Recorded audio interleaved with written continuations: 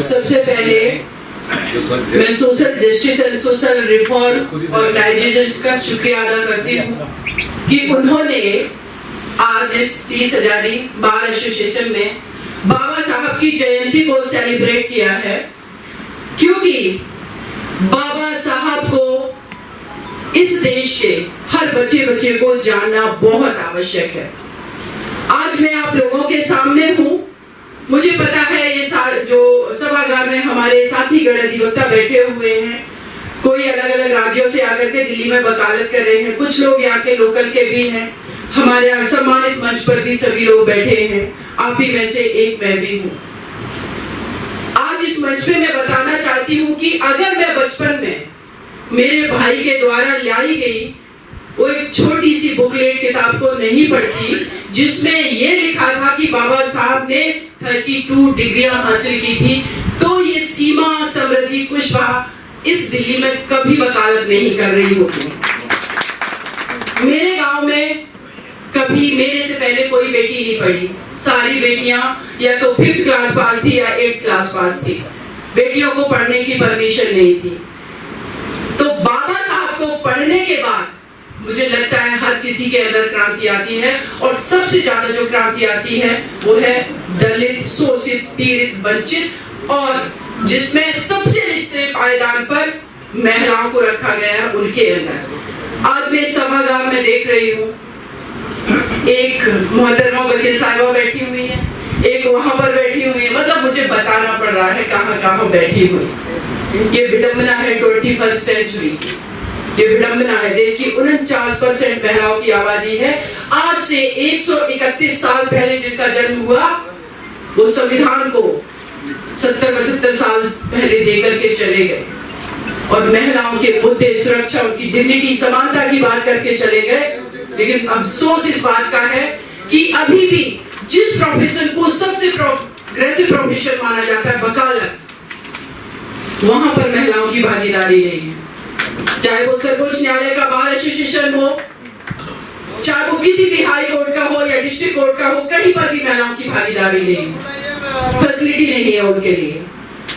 अगर article 15 sub clause 3 में special provision की बात संविधान में की गई है, तो स्पेशल फैसिलिटी आपको फीमेल को देनी पड़ेगी, क्योंकि डिस्क्रिमिनेशन भी उनके साथ हुआ है। अगर हम कानून के निर्वचनों की बात करें, अभी रिटायर्ड जस्टिस यहाँ पर जिन्होंने पीएचडी की हुई है SC/ST एक्ट में, उन्होंने डिस्कस किया जो अमेंडमेंट आया है लेटेस्ट। आप सभी को मैं बताना चाहती हूँ कि हाथरस में जो gang rape and murder case हुआ है, उस बिटिया का पिछले 1.5 साल से जो दिल्ली जो लखनऊ हाई कोर्ट है, उन्होंने स्टोमोटो कॉग्निजेंस लिया था। उस SC/ST एक्ट के इंटरप्रिटेशन पर ही बहुत सारा डेट निकल रहा है, क्योंकि उस इंटरप्रिटेशन में ये ढूंढा जा रहा है कि इनको जो राइट इसमें स्पेशल दिए गए हैं, इसको हम कैसे कम कर सके, उसका इंटरप्रिटेशन कर। जबकि SC/ST एक्ट प्रिवेंशन की बात कर रहा है। अगर क्राइम हुआ तो इमीडिएटली जो ऑन ड्यूटी है उनको आपको सस्पेंड करना पड़ेगा, वो प्रिवेंशन की बात कर रहा है, उस सरकार पर उंगली खड़ी कर रहा है। लेकिन उस केस में अभी तक डीएम को सस्पेंड नहीं किया। तो इस प्रोफेशन में इसकी खूबसूरती ये है कि इस प्रोफेशन में काम करने वाले लोगों ने इस देश को आजाद कराया। इस प्रोफेशन में काम करने वाले एक व्यक्तित्व, एक महान व्यक्तित्व, बाबा साहब अंबेडकर जी ने संविधान लिख दिया।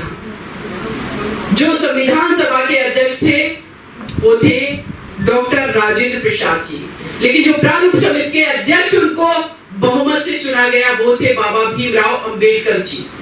और राजेंद्र प्रसाद जी ने बाबा भीमराव अंबेडकर जी के बारे में जो बात कही, इसी किताब में मैं आपका शुक्रिया अदा करती हूँ कि किताबें जो है वो बहुत बड़ी दोस्त होती है, स्कॉलर आपको सब कुछ दे देती है। इस किताब में डॉक्टर राजेंद्र प्रसाद जी लिख रहे हैं, अध्यक्ष के आसन पर बैठकर मैं रोजाना की कार्यवाही को बहुत ही निकट से ध्यानपूर्वक देखता रहा, इसलिए संविधान प्रारूप के समिति के सदस्यों को, खासकर इसके अध्यक्ष डॉक्टर अंबेडकर ने अपने खराब स्वास्थ्य होने के बावजूद बीमार रहने लगे थे बाबा साहब, लेकिन डेडिकेशन ये था अपने समाज, अपने देश को एक सर्वश्रेष्ठ संविधान देने का कि उन्होंने परवाह नहीं की और आकर के संविधान सभा में निरंतर 2 साल 11 माह 18 दिन उन्होंने काम किया। अंबेडकर ने अपने खराब स्वास्थ्य होने के बावजूद भी जिस निष्ठा और उत्साह से ये कार्य पूरा किया, इससे अधिक कोई कर नहीं सकता था। लोग कहते हैं बाबा साहब दलित समाज के नेता हैं, तो फिर ये स्टेटमेंट क्यों है इन किताबों में? और ये स्टेटमेंट ऐसा नहीं है कि हमारे जो लेखक हैं वो लिख रहे हैं, ये डॉक्टर राजेंद्र प्रसाद जी के स्टेटमेंट की इसकी कल्पना औरों की कल्पना अपेक्षा बहुत अधिक है। हमने आज के दिन तक ऐसा कोई निर्णय नहीं लिया, न भविष्य में लेंगे। ये भी वो बता रहे हैं कि भविष्य में, और शायद इसीलिए अभी तक कोई दूसरा अम्बेडकर पैदा नहीं हुआ इस देश के अंदर, जैसा हमने प्रारूप समिति का अध्यक्ष बना करके निर्णय लिया है। नेहरू जी ने तारीफ की, मुस्लिम नेता ताजुल हुसैन जी ने कहा कि संविधान निर्माण का श्रेष्ठ कानून मंत्री डॉक्टर अंबेडकर को जाता है। उन्हें विश्व के संविधानों और कानूनों का जिस तरीके से ज्ञान है इस देश में, बाकी में जब मैं सोचती हूँ कि अगर बाबा साहब ने इस तरीके का संविधान नहीं दिया होता, मैं देखती हूँ उथल पुथल हमारे पड़ोसी देश पाकिस्तान में देखिए, कोई भी सत्ता वहाँ पर 4-5 लोग सत्ताएं चलाते हैं, इंस्टीट्यूशंस ISI भी चलाती है, वहाँ का जो मार्शल लॉ है वो भी चलाता है, और सत्ता 5 साल नहीं चलती है।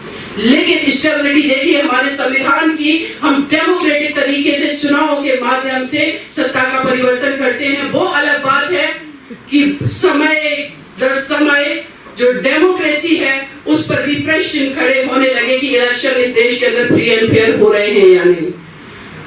तो वो अलग एक टॉपिक है, अलग विषय है, उस पर भी चर्चा होगी, क्योंकि बहुत दिनों तक कोई भी चीज सस्टेन नहीं कर सकती है जिसके अंदर मोरलिटी और नेचुरलिटी नहीं है। तो वो भविष्य में आगे आने वाले में वो बात का विषय। लेकिन आज इस मंच से कुछ बातें और बहुत ज्यादा आवश्यक है। बाबा साहब जितने बड़े वकील थे, बाबा साहब संविधान निर्माता थे, बाबा साहब बहुत बड़े अर्थशास्त्री थे, लेकिन बाबा साहब सबसे बड़े फेमिनिस्ट भी थे। और मेरा ये अपना मानना है कि आज के समय में जो व्यक्ति फेमिनिस्ट नहीं है, जो इंटेलेक्चुअल है, जो विद्वान है, जो अधिवक्ता है, वो कहीं ना कहीं फेयर नहीं है। क्योंकि एक ही तारीख शुरुआत बजी, क्योंकि आप हम समझते हैं और हम भी जानते हैं। आप सोचिए, एक बार कल्पना करिए, हमारे आईपीसी में सेक्शन है 498A, हमारे जो मेल बसाती वकील है उससे आर्गुमेंट हो जाती, कोर्ट के बाहर की बात कर रहे हैं। इस धारा का मिसयूज बहुत ज्यादा हो रहा है, ये कहा जाता है। उसमें कहा गया है कि कोई व्यक्ति ससुराल जन का शारीरिक, मानसिक, भावनात्मक अगर शोषण करता है तो वो ये क्राइम करता है 498A में। लेकिन हमारे पूरे सोसाइटी का स्ट्रक्चर देखिए, कानून बहुत प्रोग्रेसिव है, लेकिन रियलिस्टिक ग्राउंड पर आज के समय में दहेज एक बहुत बड़ी बुराई है। एक बेटी की शादी में अगर उसके पिता ने ठीक से खाना नहीं बनाया और जब वो बेटी ससुराल जा रही तो उसको कहा जा रहा है कि खाना ठीक नहीं था। हमारे बेटे की, पहले बेटी की शादी में जंजीर, जो सोने की गोल्ड की चेन है, वो थोड़ी ज्यादा मोटी थी। That is the cruelty, mental cruelty. अगर इस तरीके से इनका कानूनों का इंटरप्रिटेशन होने लगे तो मुझे लगता है इस देश का 70% मेल पर्सन जेल में हो। लेकिन सोसाइटी में जो चीजें हो रही है उसको आप जस्टिफाई करते हैं। कानूनों का सही मायने में इंटरप्रिटेशन ये होना चाहिए, क्योंकि इस देश की ही मैं बात नहीं करी, पूरे वर्ल्ड की बात कर रही हूँ। अभी रशिया और यूक्रेन का युद्ध चल रहा है, आप लोगों ने न्यूज देखी होगी। वहां पर मैं सुन रही हूँ कि यूक्रेन की महिलाएं जो है अपने बाल छोटे करा रही हैं, क्योंकि उनके लंबे हेयर देख करके लोग अट्रैक्ट होकर के उनके साथ रेप करते हैं। ये पूरे भारत ही नहीं, पूरे विश्व की विडंबना है। एक जेंडर जिसको हमेशा सेकंड जेंडर कहा जाता है, वो फर्स्ट जेंडर नहीं हो सकी। जिसने फर्स्ट जेंडर को जन्म दिया, जिसने पुरुष को जन्म दिया, वो पुरुष फर्स्ट जेंडर बन गया और महिला सेकंड जेंडर बन गई। सिमोन द बोवार, फ्रांस की राइटर, उन्होंने किताब लिखी स्त्री उपेक्षा। अब इन सारी चीजों पे अगर बात की जाए, चूंकि मैंने ये बाबा साहब का फेमिनिस्ट होने वाला जो एक टॉपिक टॉपिक है उसको इसलिए चुना क्योंकि मुझे पता है, और बाबा साहब भी आज होते तो वो ये कहते कि दलित समाज, इस देश का बहुजन आबादी भी अपने प्रोग्रेस कर रही है, लेकिन आज दलित के घर में भी एक स्त्री पीड़ित है। तो इसका मतलब है समाज में सबसे निचले पायदान पर एक स्त्री है।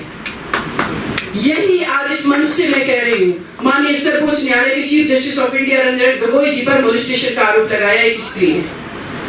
इसका मतलब क्या है कि किसी भी पद पर बैठ जाने से कोई प्रोग्रेसिव नहीं हो जाता। रिटायर होकर के आज को राज्यसभा के सांसद है, वो भी बात का विषय है। लेकिन मैं इस समाज का सच बताना चाहती हूँ आप लोगों को। मैं मेरे गांव में जब मैंने डिसाइड किया कि 8th क्लास के बाद 9th क्लास की पढ़ाई करने के लिए निकलूंगी, रोक दिया गया, कैसे पढ़ाई करने जाओगी, सुरक्षा का सवाल है, लड़की बहुत बोलती है। मैंने ऐसे वकीलों को भी बोला है ये कहते हुए मेरी पत्नी बहुत ही सुशील सब है। भाई साहब, आपकी पत्नी सुशील सब है, लेकिन आप एडवोकेट तब हो जब आप आर्गुमेंट करते हो, लॉजिकल हो, सवाल करते हो, गलत के खिलाफ खड़े हो। तो अपनी पत्नी को भी वैसा ही बनाओ, अपनी बेटी को भी वैसा बनाओ, उसको लड़ना फिरना डांटना सिखाओ। अगर वो लड़ाई मैंने वहां नहीं लड़ी होती अपने गांव घर में, मैं निर्भया के लिए कभी आवाज नहीं उठा पाती, मैं हाथरस की बिटिया के लिए आवाज नहीं उठा पाती। तो मेरा ये मानना है, जब मैं फेसबुक पर देखती हूँ, जब मैं न्यूज चैनल पर देखती हूँ, जब मैं ऐसे सभागार में हर जगह देखती हूँ, उस समय एक सवाल मेरे दिमाग में आता है कि इस समय इनकी घर की स्त्री क्या कर रही है। आखिर वो किचन तक क्यों है? क्या वो आपसे कम टैलेंटेड है? नहीं, उसके दायरे लिमिटेड है। लोग कहते हैं स्त्री के शोषण के लिए जिम्मेदार है। मैं कहती हूँ कि एक पुरुष को पूरे जीवन भर के लिए, उसको बचपन से लेकर के उसको जवानी और 40 साल की उम्र तक किचन दे दी जाए, वो कभी बाहर वकालत या किसी प्रोफेशन की बात नहीं करेगा, क्योंकि उसका दायरा सीमित है। एक्सपोजर बहुत जरूरी है। आपके घर की स्त्रियां, हमारे घर की स्त्रियां कितनी न्यूज़पेपर पढ़ती हैं? आप मॉर्निंग में उठेंगे, सर ये बात है बोलना जरूरी है, क्योंकि इस देश की 49% की आबादी के राइट का सवाल सिर्फ नहीं है। आप सुनिए सर, आपको बता रही हूँ, आप सुनिए सर, आप 1 मिनट मेरी बात सुनिए सर, आप 1 मिनट मेरी बात सुनिए सर। ये बोलना इसलिए जरूरी है, मैं आपकी बात सुनूंगी डेफिनेटली। मंच अलग नहीं है। बाबा साहब बहुत बड़े फेमिनिस्ट थे, संविधान लिख करके दे दिया उन्होंने। इकोनॉमिक्स की बात की, अगर इकोनॉमिक्स की बात करें तो इस देश का आप सर्वेक्षण करा लीजिए, कितनी महिलाओं के पास प्रॉपर्टी का अधिकार है। जोड़ दिया ना इकोनॉमिक्स से बाबा साहब ने स्त्रियों को, ये बहुत ज्यादा इम्पोर्टेंट है। 2005 में स्त्रियों को पिता की संपत्ति में बराबर अधिकार दे दिया गया। कितना इम्प्लीमेंटेशन हुआ है आप बताइए। अगर आज एक स्त्री के पास, ये डिबेट अलग टाइम हो जाएगा। नो सर सुनिए तो, आप सुनिए सर, सुनिए मेरी बात। एक्चुअली दिक्कत पता है क्या है? दिक्कत सबसे बड़ी ये है, एक्सेप्टेंस नहीं है, जानकारी नहीं होता है लोगों को। अरे नहीं, ऐसा नहीं है। देखिए सर, एक्सेप्टेंस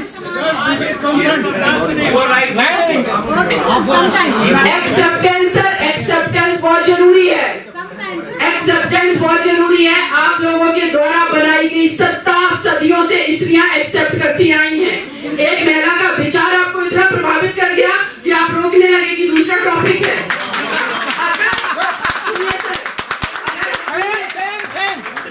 अगर हम पूरे विश्व की स्ट्रक्चर की बात करें, सर इस पूरे विश्व की स्ट्रक्चर की अगर हम बात करें, आप बता दीजिए, इस देश की मैं बात कर रही हूँ, वेद, पुराण, रामायण, महाभारत समेत किसने लिखा? किसी स्त्री ने लिखा? नो, इंसान ने नहीं। किसी स्त्री ने लिखा क्या? नहीं लिखा। आप सुनिए, आप विश्व का पूरा स्ट्रक्चर, चाहे वो प्रथम विश्व युद्ध हुआ हो, द्वितीय विश्व युद्ध हुआ है, पुरुषों द्वारा क्रिएटेड की गई है। वैश्विक पूरी सत्ता ने मानवता को खतरे में डाला है। एक स्त्री कंपैशन की बात करती है, करुणा की। इसीलिए मैं आज कहती हूँ कि स्त्रियों की ओपिनियन क्या है, उसको पॉलिसी मेकिंग में, उसको सोसाइटी के स्ट्रक्चर में देना चाहिए और एक्सेप्ट भी करना चाहिए। अदरवाइज यूक्रेन, रशिया, म्यांमार की सत्ता हिली ना सर। बाबा साहब ने संविधान दिया ना इतना स्ट्रॉन्ग, और फीमेल बर्दाश्त कर रही हैं, इसलिए सोशल स्ट्रक्चर डिस्ट्रॉय नहीं हो रहा। इस चीज को समझिए सर। अगर जिस दिन उन्होंने बिल्कुल आपकी तरह ब्लैक कोट पहन करके आपकी घर की बेटी, आपके भाई की बीवी, आपकी